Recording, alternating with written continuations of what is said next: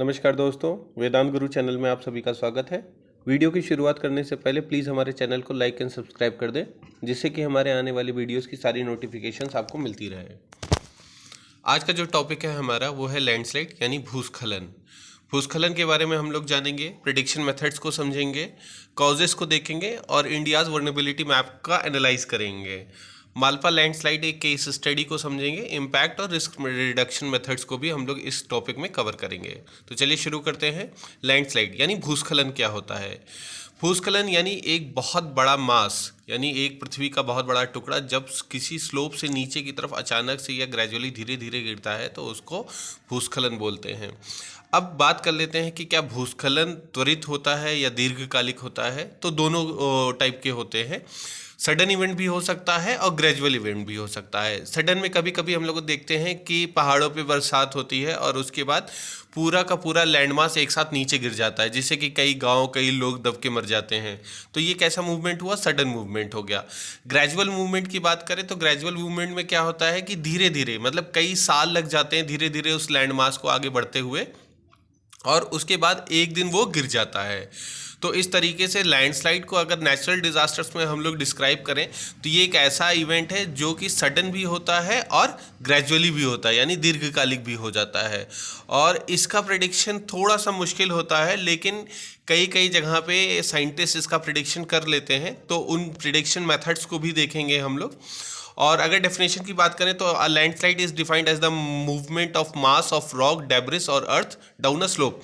यानी अर्थ का वो टुकड़ा या अर्थ का वो हिस्सा जहाँ पे मलबा या मिट्टी नीचे स्लोप की तरफ गिरती है अचानक से या ग्रेजुअली, तो उसको हम लोग क्या बोलते हैं? भूस्खलन बोलते हैं। अब प्रिडिक्शन ऑफ लैंडस्लाइड्स की बात करें तो प्रिडिक्शन कैसे कैसे हो सकते हैं। तो अभी हम लोग देखेंगे कि दो तरीके से प्रिडिक्शन हो सकता है।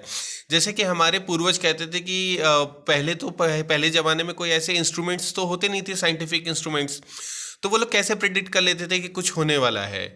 तो उसके लिए उन्होंने कुछ नेचुरल जो नेचर है उसको ऑब्जर्व किया और देखा कि नेचर में कुछ जो अजीब से जानवर व्यवहार करने लगते हैं।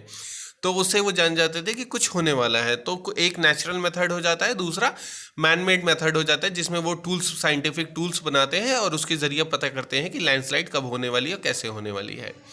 तो नेचुरल मेथड्स की बात करें तो अनयूजुअल बिहेवियर ऑफ एनिमल्स, जैसे घोड़े हैं और उसके बाद बिल्लियां हैं, चमगादड़ हैं, तो इनका जो बिहेवियर होता है वो अनयूजुअल हो जाता है, थोड़ा सा अस्वाभाविक हो जाता है, ऑडली बिहेव करने लगते हैं। तो इससे समझ में आने लगता है कि कुछ कुछ ऐसी घटना होने वाली है।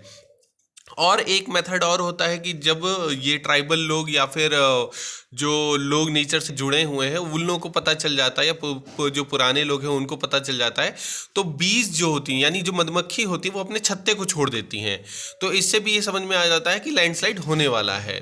ठीक है। मैन मेड टूल्स की बात करें तो जीआईएस का यूज़ हो रहा है आपका, और जो और मशीन लर्निंग यानी कुछ इंस्ट्रूमेंट्स हैं उनके ज़रिए से हम लोग जान लेते हैं कि लैंडस्लाइड हो रहा है या फिर जो अर्थ का मास है या फिर वो टुकड़ा है वो मूव कर रहा है। ठीक है। तो ये दो तरीके से मेथड्स हैं, प्रिडिक्शन मेथड्स हैं, एक नेचुरल हो गया, एक मैन मेड हो गया। चलिए कॉजेज़ की बात कर लेते हैं। तो कॉजेज़ भी दो तरीके से हैं, नेचुरल एंड मैन मेड। तो दोनों को हम लोग एक वन बाय वन करके स्टडी करेंगे। नेचुरल कॉजेज़ में सबसे पहले आ जाता है अर्थक्वेक, यानी कोई भूकंप का झटका आया और जिसकी वजह से पूरा का पूरा लैंडमास ऊपर से नीचे की तरफ गिर गया या सरक गया और जिसकी वजह से पूरा लैंडस्लाइड हो गया यानी भूस्खलन हो गया। तो नेचुरल कॉजेज़ में सबसे पहले अर्थक्वेक आ जाता है। वॉल्केनिक एरप्शन भी है, वॉल्केनिक एरप्शन भी लैंडस्लाइड के लिए कॉज करता है। ठीक है। सॉइल इरोजन, धीरे धीरे क्या होता है कि नेचुरली हवा के ज़रिए, पानी के ज़रिए सॉइल का इरोजन होने लगता है और जिसकी वजह से वो अपनी पकड़ को मजबूत नहीं करता है। तो ये चीज़ें भी लैंडस्लाइड के लिए प्रोन करती हैं। अगर हम यंगर हिमालय की बात करें तो वहाँ पे ये सारी चीज़ें बहुत ही कॉमन है, क्योंकि वहाँ पे सॉइल इरोजन बहुत होता है। ठीक है।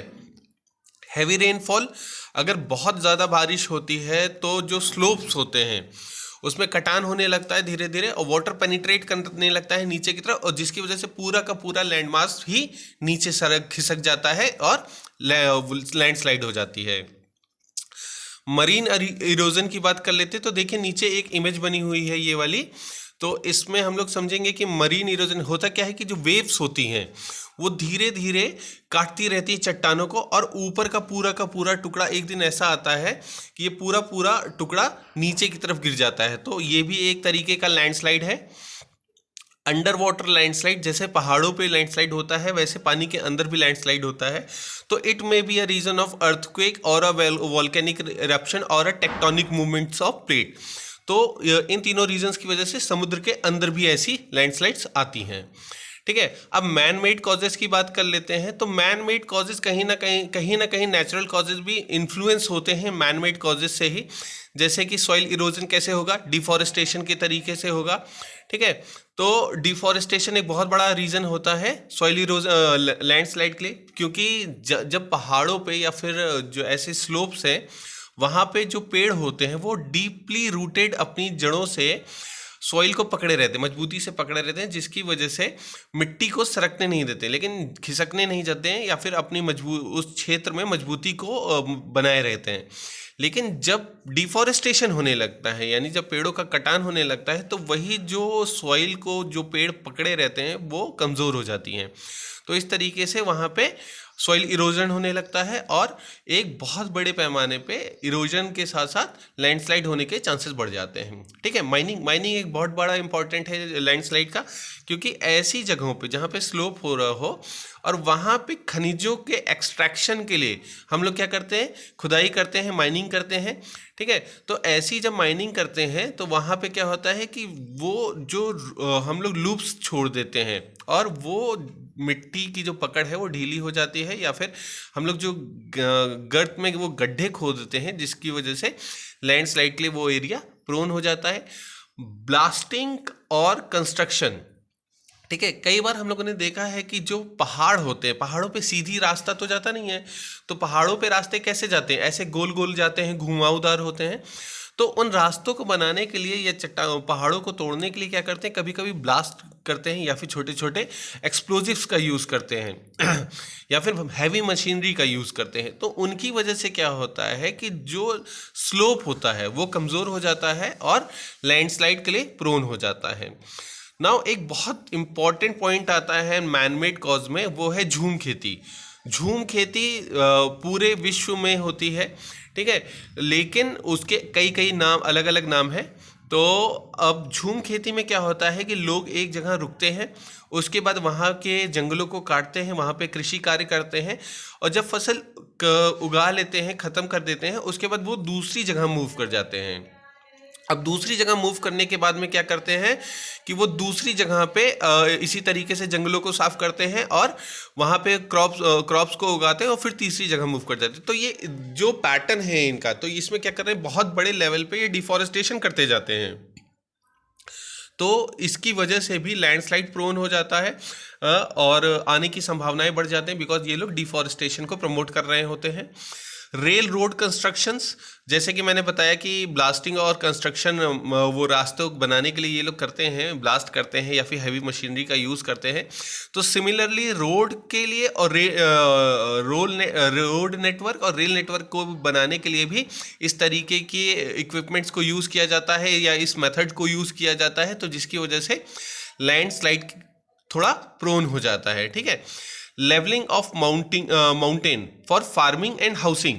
अब देखिए यहाँ इस वाली इमेज में अगर आप ध्यान दें तो एक सीढ़ी नुमा पूरे मैदान बने होंगे, यानी कृषि जो खेती करने का मैदान है वो पूरा सीढ़ी नुमा है। ठीक है, तो इसमें क्या होता है कि इसकी लेवलिंग कर देते हैं वो लोग, यानी इस तरीके से पहाड़ों को काटते हैं सीढ़ी नुमा कि जिससे कि वो लोग, क्योंकि वहाँ पे खेती करने के कोई प्लेन लैंड तो है नहीं, तो जब प्लेन लैंड नहीं होगा तो इसका मतलब उनको पहाड़ों पे ही कहीं खेती करनी है।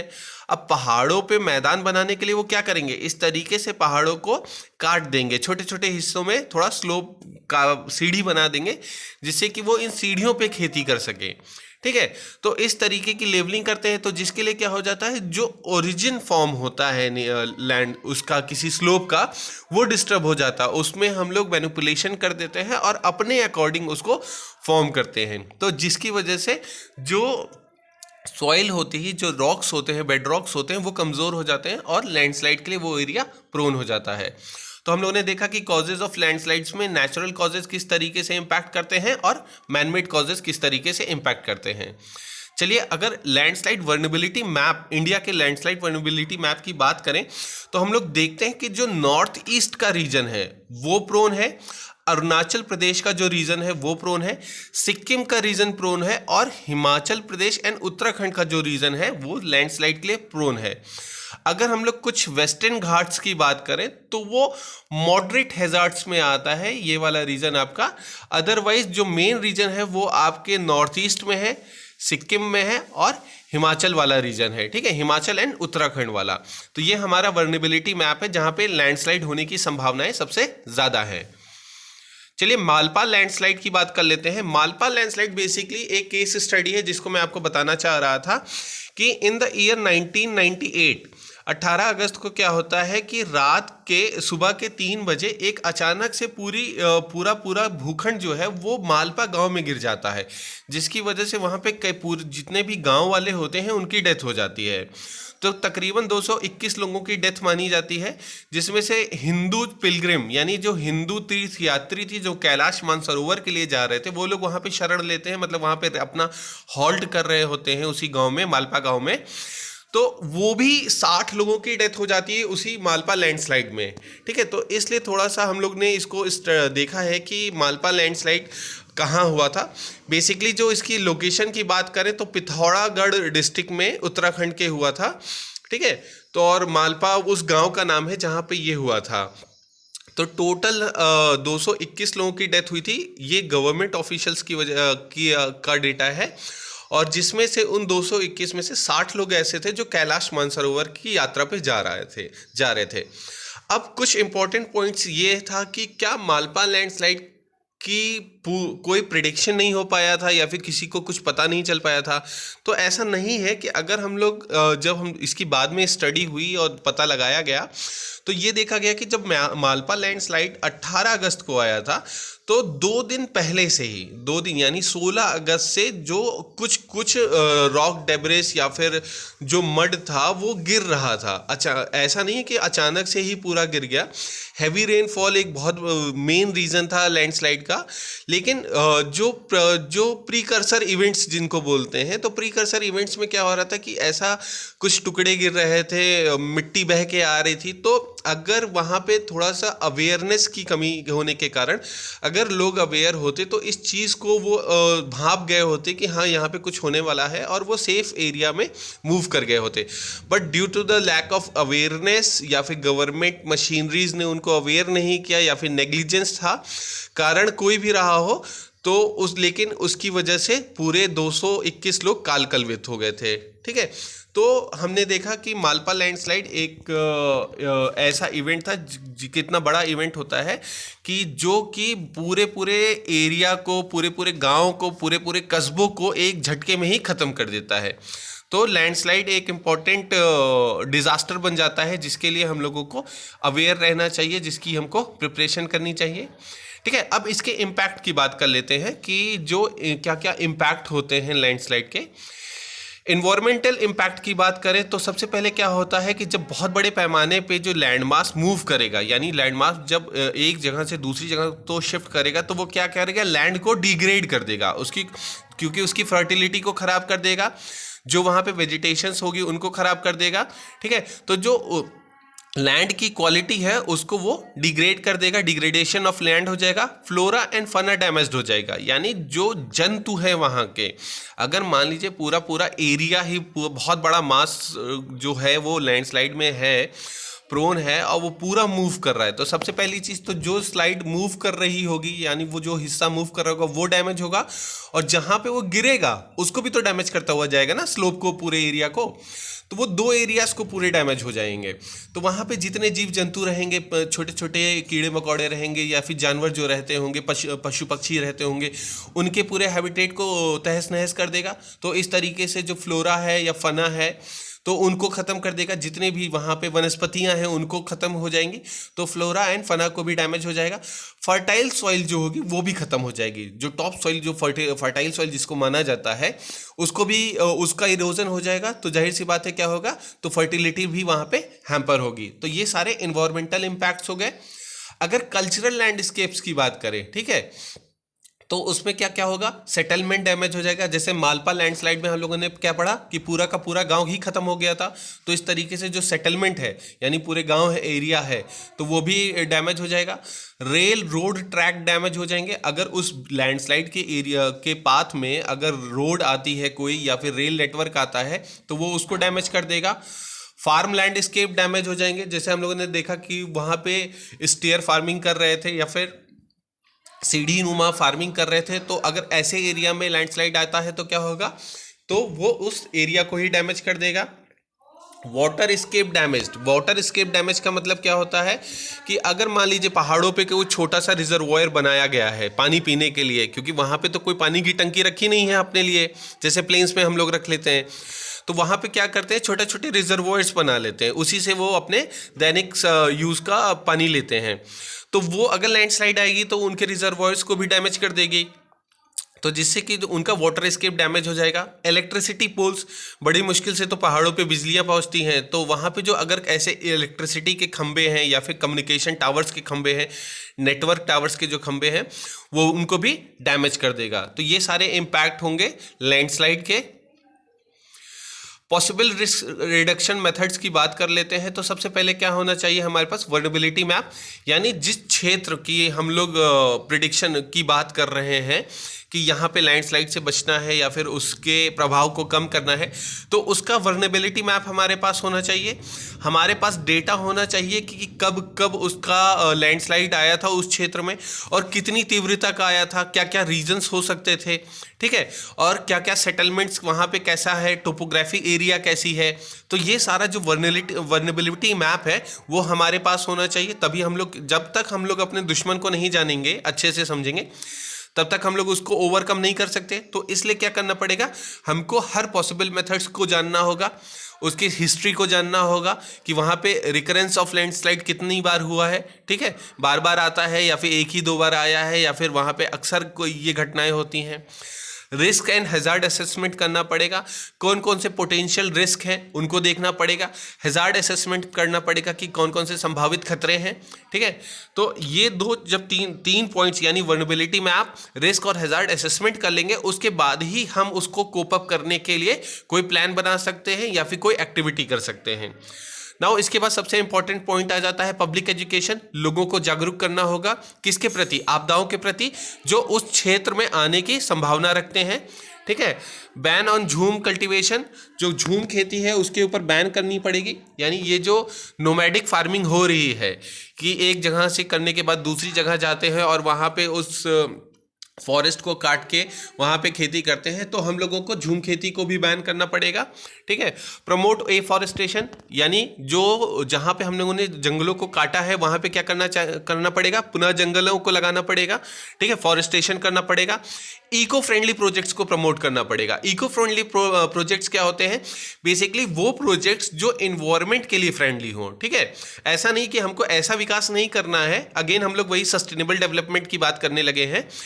इको फ्रेंडली प्रोजेक्ट्स में हम लोग सस्टेनेबल डेवलपमेंट को फोकस करके बात करेंगे या फिर इको सेंट्रिक डेवलपमेंट की बात करेंगे, यानी एनवायरनमेंट को भी देखना है और हमारे विकास के मॉडल को भी देखना है, तो इको फ्रेंडली प्रोजेक्ट्स को प्रमोट करना पड़ेगा।